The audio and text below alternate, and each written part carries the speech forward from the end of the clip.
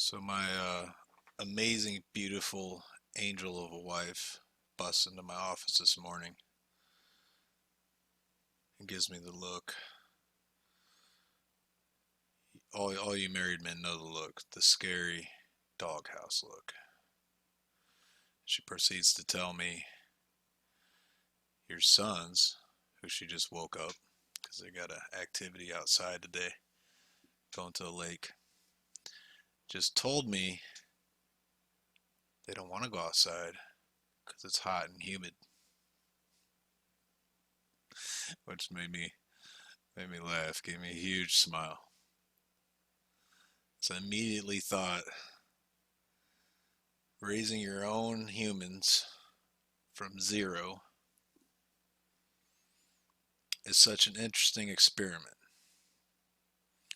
Because on one side, they're they're moldable. They're a lump of clay, no thoughts of their own, no skills of their own, nothing you have to redo or reshape or change their mind on. You have the luxury, the privilege, the what's the word? Uh, the convenience of an empty mind that will absorb anything you say immediately and go with it, which is a burden as much as it is a convenience. It's a very scary thing. People say, your children are watching. It's kind of become cliche, but you become a parent and you'll know exactly what that means. They'll pick up your good habits and your bad habits. So, and I've gone on speeches with them before about how we don't run away from uncomfortable situations ever for any reason. If it's time to go outside, whether it's recreational or it's to do training, it's for a job, we go outside. Don't care if it's storming, if it's hot. And I've given them examples. I've I intentionally ran at high noon in Baghdad by myself. Nobody else wanted to do it, but I wasn't going to let my physical training deteriorate anytime, anywhere. It just wasn't an option for me. So I kept on my run. I kept on my strength training. Even after doing 12-hour shifts on the streets of Baghdad in full body armor, sweating profusely all day long, pounds of water, you literally had to drink continuously. Uh, Not to hit some lame ass water goal of I'm going to drink a gallon a day, even even though you don't need it.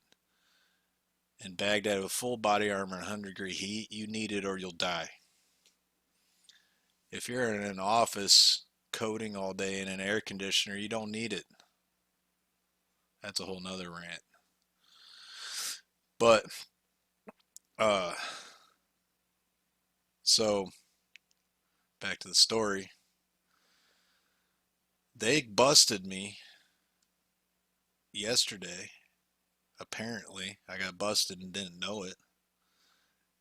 We went to Brazilian Jiu Jitsu class for the first time. They loved it. You guys may know they're wrestlers and they've been wrestling for 2 years. And I trained them out of our garage. We have a wrestling mat and a weight room in there. Uh, they're no stranger to discomfort already. They don't run from it. It's part of our values. So we get used to the uncomfortable. That's part of our success plan. If people don't want to be in the uncomfortable, where they don't want to be, that's where we want to go. That's where we will take them. Uh, but interesting enough,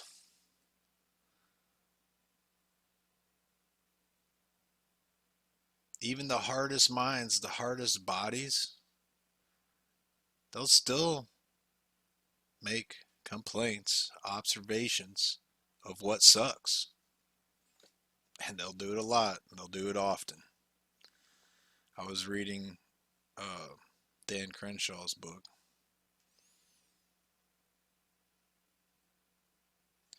Well, first back to what they busted me on. We came back from Brazilian jiu-jitsu class and we sweated our butts off in there and we come back and they want to hang out outside. They're like, Dad, can we stay outside for a while? It's like 90 plus degrees out there, 99% humidity. Like, you guys want to be out there in that heat and humidity? Like, go for it, you know. Uh, Apparently, I didn't use the right tone. I didn't express what I really was thinking. I was proud of them. I was super proud of them. I was like, they don't care. It's a little uncomfortable out there to them. No big deal. They still want to go outside and have fun. I'm not going to let that get in their way.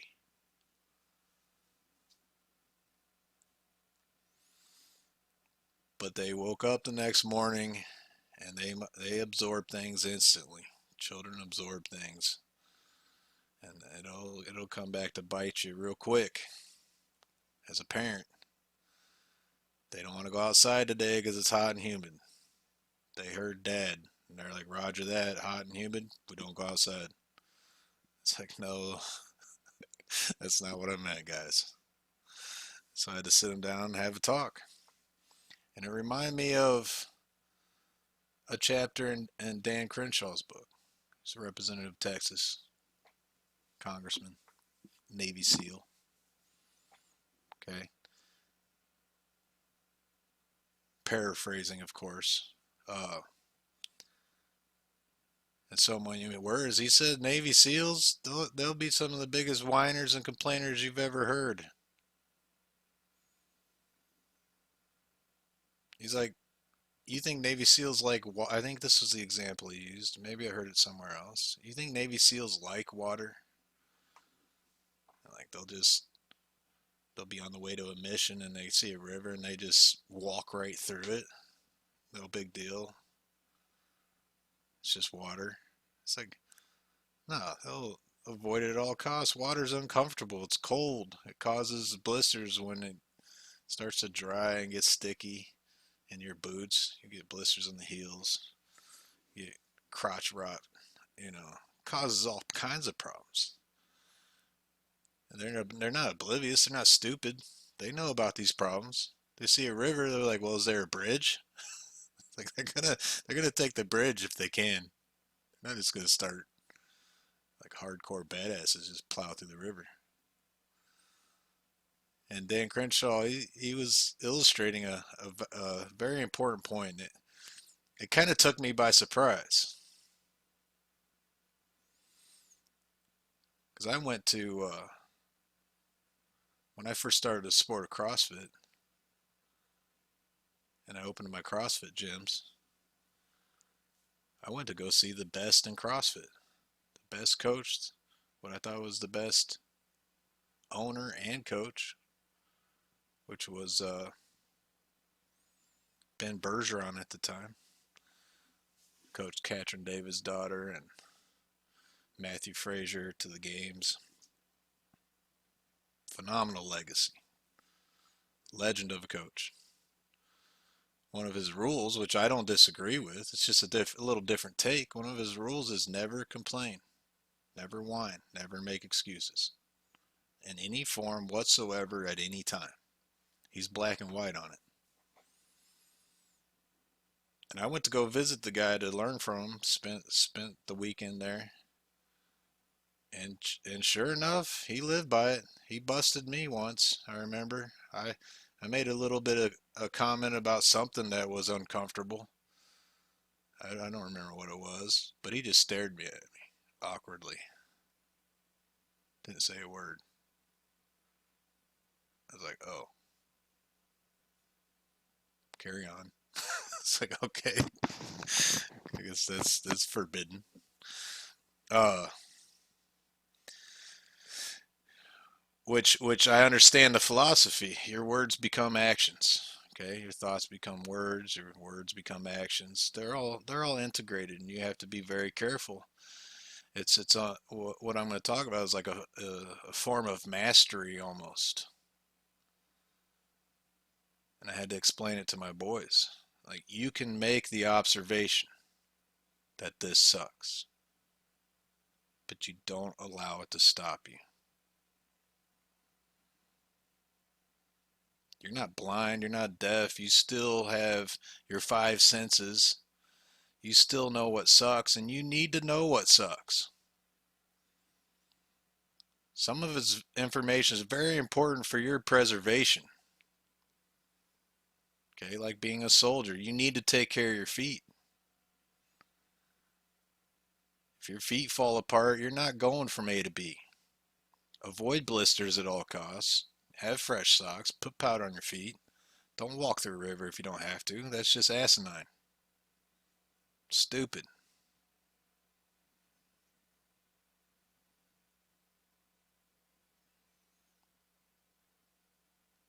You can make these observations. We do workouts all the time. We intentionally make them horrible. If you didn't know what was horrible, then you wouldn't be able to design good workouts. Workouts that get results, that create badasses, that make you formidable.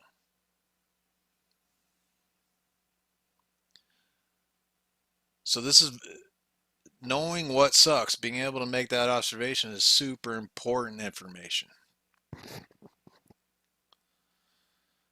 The skill becomes persevering, not caring, deciding not to let it stop you. Told the boys about a competition I did in the Army. I think it was called the Warrior Challenge. It's like 30 teams signed up from all across the military, from different bases. It was held in Germany, in the mountains of Germany. And one of the events was a 12-mile ruck march.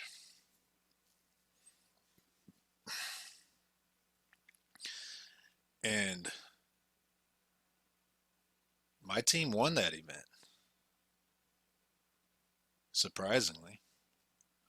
We had a pretty good strategy. We would march as hard as we could on the uphills because we knew there was no flatland. We were familiar with the area. I was based in Germany. It's like there's no flatland here. So what we're gonna do is kill the uphills as hard as we can, march those hard, and run all the downhills. In body armor, helmet, rucksack, combat boots. Horrible, horribly uncomfortable conditions to run in, let alone march. You know, bad to march, even worse to run. It's a crazy idea. We're gonna run the downhills, all of them. We did. We won. We knew it. We made the observation. It's like running these downhills is gonna be terrible. It's gonna kill our knees. It's gonna kill our back. But we're gonna win.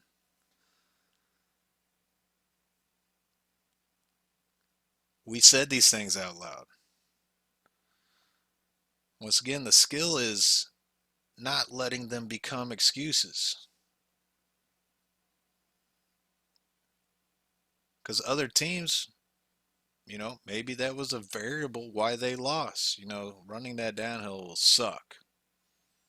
So they didn't.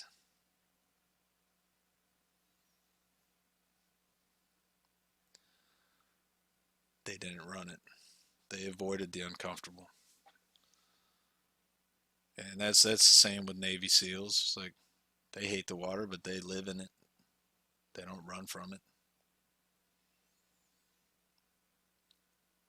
One of the mantras I try to get my boys to remember and repeat to themselves is you don't have to like the suffering. Nobody likes pain. Nobody likes discomfort. But you need to value tremendously what it does for you.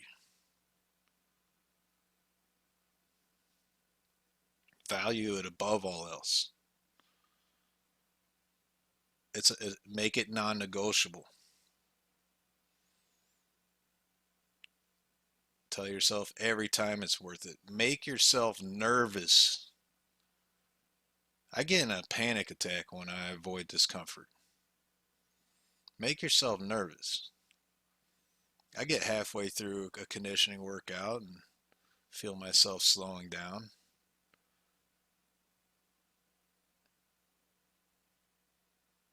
And I often ask myself, are you slowing down because it's uncomfortable? Are you slowing down because you just got nothing left? Through experience, you'll know the difference. And the answer is almost all the time, almost always, it's because you're uncomfortable. Your body can do way more than you think it can.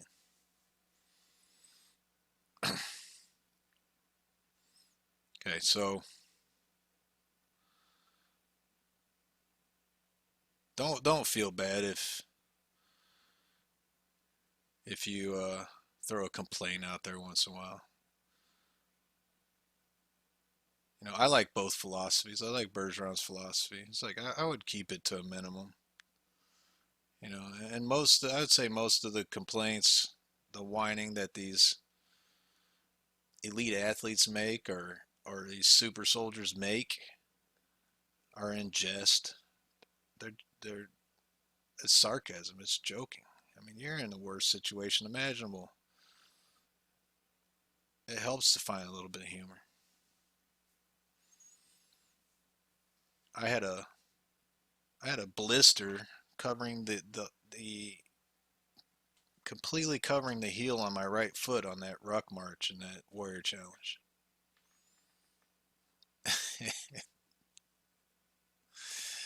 And my team leader was just repeatedly telling us to go faster, go faster. Come on, guys, come on, guys, come on, guys, go faster, go incessantly.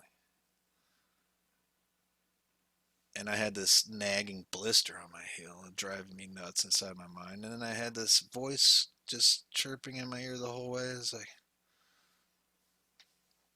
looking back, it cracks me up. I tore his head off. It's like, look, got this goddamn blister on my foot, already pissing me off. I don't need you in my ear. I'm gonna go fast. You don't have to worry about it. You know, I think it's funny because and I was being a little bit of jokester at the time, a little bit of serious, a little bit of jokester. But the point is, you wouldn't have known. He didn't know, and he knew me well. We'd been to war together. We'd been to Iraq together. He knew me well, but he couldn't tell I had a blister. He didn't notice a change in my stride.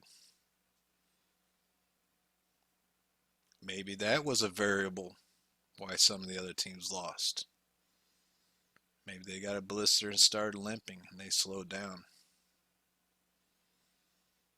Okay, I'll get a blister. I'll even bitch about it, but you won't see me slow down.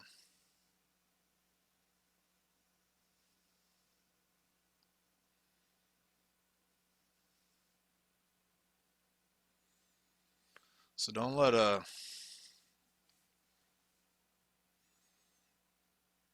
your words become actions. Master that skill. I know I've probably confused a lot of people that I've trained with. So I'll bitch and moan a little bit like this is gonna be terrible. I think it's gonna kill me. I think I'm gonna puke. Blah blah blah. And then I just dive in and kill it and crush it, and often, do better than my training partner, and they look at me afterwards confused.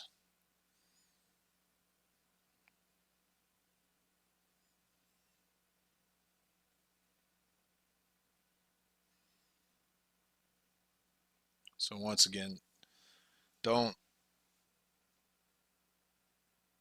don't feel bad. Don't feel like it's an extreme weakness to make the observation that this is uncomfortable, or even say it out loud. Often it helps to joke about it. You're in a horrible situation, find some humor in it. You know, the only thing that could have made the march better is if I got another blister on the other heel.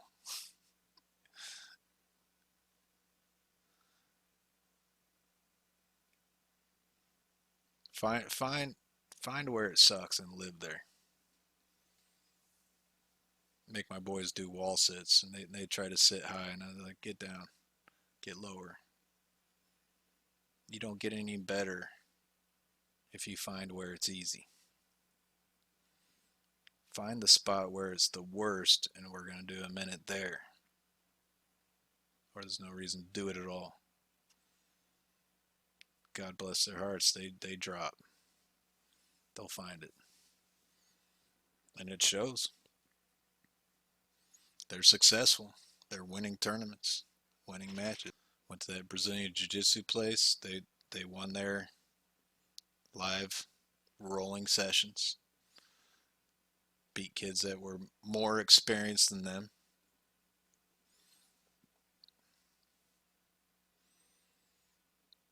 We call it a sheepdog mentality. That comes from my military background.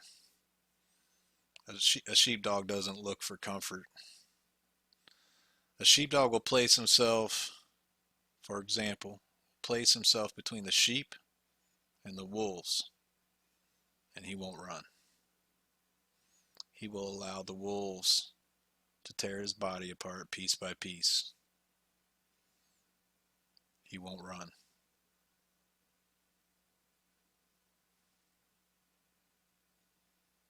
Probably will tell you it sucks, but he won't run.